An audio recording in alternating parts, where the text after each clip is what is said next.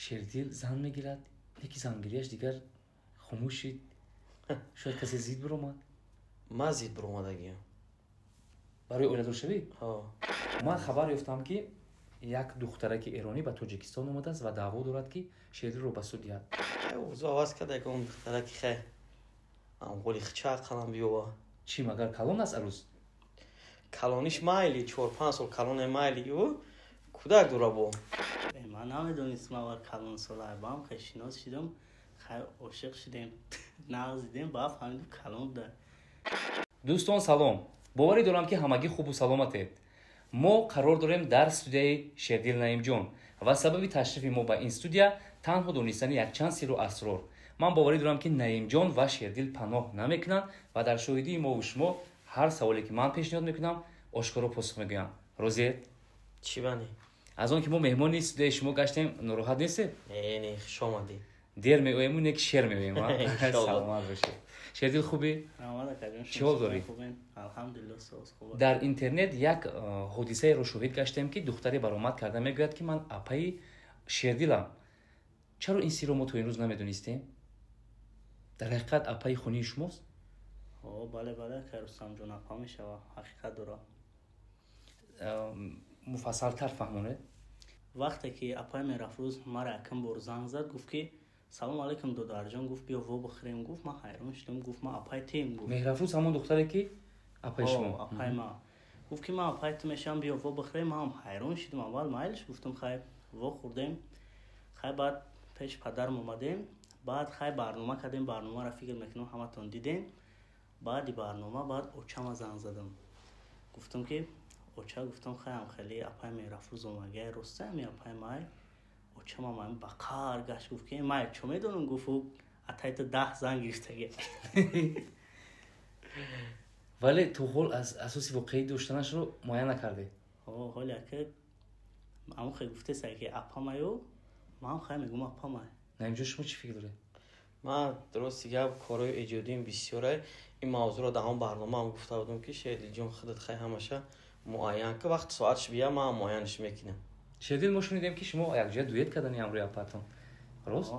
نقشش کشیدیم ان شاء الله که با همین دستگیری پدرم یا دویت کردیم. نعیم جان شما آدم نقطه سنج حقیقت رو میگوید. دخترک صدایش مثل صدای شیردل خوشروست یا اینکه نه؟ اگه شیردل آوازش خدا داده بلبلای. او دخترک که کار کردن در کاره با همون خاطر من شیردل گفتم که خیلی اپات باشد. شیردل خچنی خانه دوره برین یا جای زندگی کنین مادرش هم فیراد کنه. خیلی یک سرود از روزای نزدیک میبرن یک جای یک دویت با تماشا میکنن مخلصا همه خچون بها میتن. نعیم جان من شنیدم که مهرافروز در خانه شماست همراه شیردل زندگی میکنن. نه خانه شیردل ده. چی؟ خانه شیردل ده. شیردل یعنی که از شما جدا زندگی میکنن؟ نه شیردل همیجا ده و خانه داره. در خانه شیردل زندگی داره. خانه رو شما خریدید؟ شیردل ده نه خودش خرید. که پدرم خریده. خبری خوش باور میکنید من چیز رو نمیدونستم. تخمینا 3 ماه پیش همراهشون برنامه کرده بودیم ولی الکی در 3 ماه تغییرات‌های زیاد بوده است. خانه از چند حجره عبارته؟ خانه 2 حجره. این بنیتی که شیردل اویلادور میشود به همون خاطر گفته بودید؟ ها ان شاء الله خیلی اویلادور میشه با مادرش هم در کلوبه. مادرش هم یارو نگاه میکنه. خیلی مرد بچه کلان شد ان شاء الله زندگی خیلی پیش میبره به همون خاطر. ما شنیدیم که شیردل زن میگیرد، یکی زنگیریش دیگر خاموش شد. شاید کسی زید برآمد. ما زید برآمدگیم برای اویلادور شوی. ها چه خیلی وای خواهش خودی جوان است. جوان یک دختر انتخاب کردگی که ما گفتم شاید اگر امکانیت باشه نگی هم دختره یکمش که هم دختره نگی دیگه‌مش که کمتر تا خط که 17 ساله. شیردل 17 ساله. ما 29 سالگیم در زن گرفتم. شما گفتم میخوای که شیردل 29 بود روی زن؟ خیلی 29 اقلا 20 شوه. های باید هم دختری هم خوبه که پدر مادرش هم خوب باشه و دختر انتخاب کردگی بگم اگر خنده آوره. چه بچه یاشی زن میگیرد орзу ҳавас кардааст, дӯст доштааст? хай орзу ҳавас карда ягон духтараки хай амғоли хича қалам биёва. Чӣ магар калон аст арӯз? Калониш майли 4-5 сол калоне майли ё кӯдак дора бо. Шердил? ма ҳозир шунидам ин гап рост? ای پدرجان با خدا با نمیگفتنش با дӯст доштааст? чума хай биё беҳтар Шердил ҳайрон мешавам. тамошобин нағз мебинад ки ҳақиқате гап занем. дар ҳақиқат зани аз худат калонсол кати шинос шудӣ? من نمیدونستم اول کلان سال با هم خیلی شناس شدم خیلی عاشق شدیم نغز دیدیم با فهمیدیم کلان ده خیلی چی کنم ҳатто оиладор шуда ҷудо шудагӣ? кӯдак дора мегӯм. кӯдак дора? о я бача дора. хай хубае бо ояндадам. яки ҳайрон мешавам ада. ман розӣ нестим хай худаш амро интихоб карда истодагие. шояд Шердил бачаи ёш аст аз ҳисоби ақлониашро тоқ додану ба доми худ афтонда ҳамихел шуда бошад. ошиқие ки мега ки ман нағз мебинам и я одатае. мисоли гап ҳамин гап задагиам ба телефонай ба инстаграмаем гап ин одам қати бисёр гап за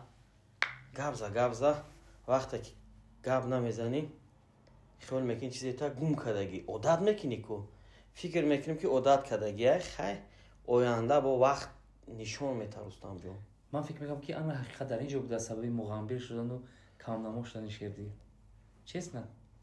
дурустай ҳамин хеле мисол ай ҳисоби ҳамун духтарак намедонам дига ман чӣ бигӯм ай санъат дур шид кам меҳнат кард кам суруд бировард. мо барнома кардагӣ будем 4 моҳ пеш рафта буд бо омад хай ира ҳама мухлисое ки тамошо кардагиян медонам ина омад хай ҳозир кам меҳнат кардеса чатрулетка мекуна ина як чанд рӯз пеш сурудшам биромад клип қатӣ не ки чизе ки дили ман мехоҳам ҳамун нест. мефорам пир ҳаракат кунам кам ҳаракат мекунам зиёд вақтча дар телефон сарф мекунам. ҳоло ҳам наимҷо ман фикр мекунам ки шумо ба андешаи худи Шердил розӣ нестед дар масъалаи оиладоршавӣ.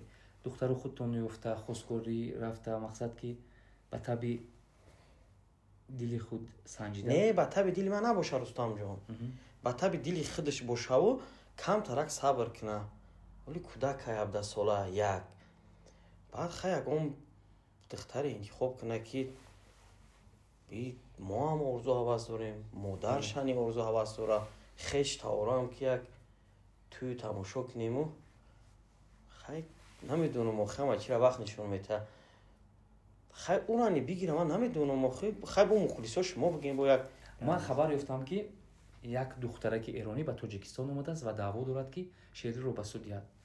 ин қазияро худи шумо ҳам ба фикрам гуфтам медонам ина бо худаш бага хубтар медонам. сабаби судкашии шумо чӣ буд?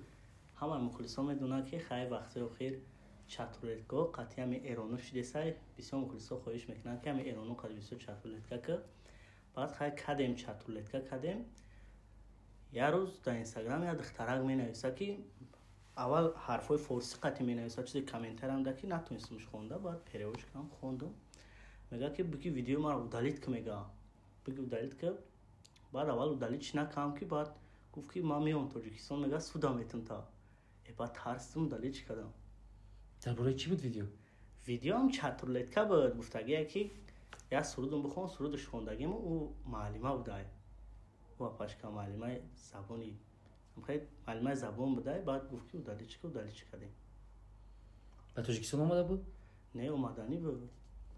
نمی‌دونم شما چی گفتید؟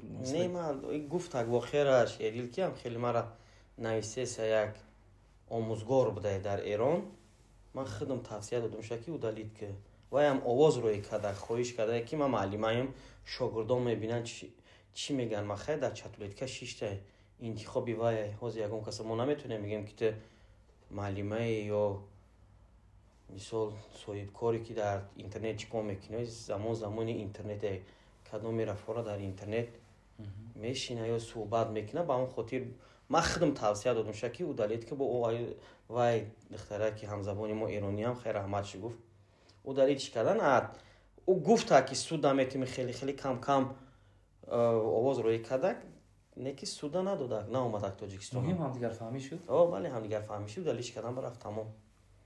акай наимҷон то ба ҳамин суддаи шумо расидана бовар надоштам ки ҳамин шунидаҳоям асос доранд ё на, вале имрӯз аз забони шумову Шердил ҳақиқатро шунидам. бовар мекунед то ҳол мӯи танам хеста истодааст, вале чизе буд, ҳақиқат буд.